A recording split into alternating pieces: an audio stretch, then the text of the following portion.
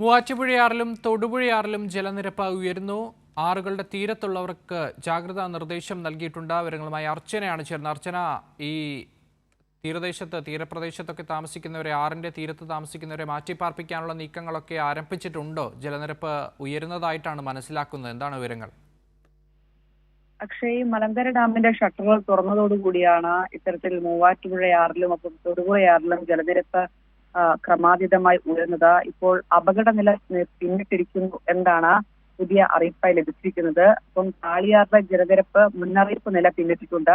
ആറുകളുടെ തീരത്തുള്ളവർ അതീവ ജാഗ്രത പാലിക്കണമെന്ന നിർദ്ദേശമാണ് ഈ ഘട്ടത്തിൽ നൽകുന്നത്. മൂവാറ്റുപുഴയാറിലെ ജലനിരപ്പ് 12.71 മീറ്റർ ആയിരുന്നു. ഇപ്പോൾ അപകടനിലയായ 11.93 മീറ്റർ ജലനിരപ്പാണ് ഇപ്പോൾ പിന്നിട്ടിരിക്കുന്നത്.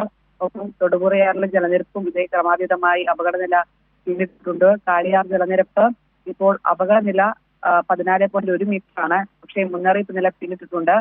എന്തായാലും താഴ്ന്ന പ്രദേശങ്ങളിലൊക്കെ മൂവാറ്റുപുഴയിലും തൊടുപുഴയിലും ഒക്കെ വെള്ളം കയറിയിട്ടുണ്ട്. എന്തായാലും ആളുകൾ ജാഗ്രത പാലിക്കണമെന്ന നിർദ്ദേശമാണ്. ഒപ്പം ജില്ലയിലാകെ 7 ക്യാമ്പുകളാണ് തുറന്നിരിക്കുന്നത്. ഷട്ടറുകൾ ഉയർത്തുകയാണെങ്കിൽ, കൂടുതൽ ഉയർത്തുകയേണ്ടി വന്നാൽ ആളുകളെ മാറ്റിപ്പാർപ്പിക്കേണ്ട ഒരു അവസ്ഥ വരും. എന്തായാലും അതീവ ജാഗ്രത പാലിക്കണമെന്ന നിർദ്ദേശം തന്നെയാണ് നൽകിയിരിക്കുന്നത്. മാത്രമല്ല, എറണാകുളത്ത് ഇപ്പോഴും അതിശക്തമായ മഴ തന്നെയാണ് തുടരുന്നത്. ഡാമുകൾ ഷട്ടറുകൾ ഉയർത്തുന്നതിനനുസരിച്ച് വെള്ളം കയറാനുള്ള ഒരു സാധ്യത തന്നെയാണ് മുന്നറിയിപ്പായി നൽകുന്നത്. പക്ഷേ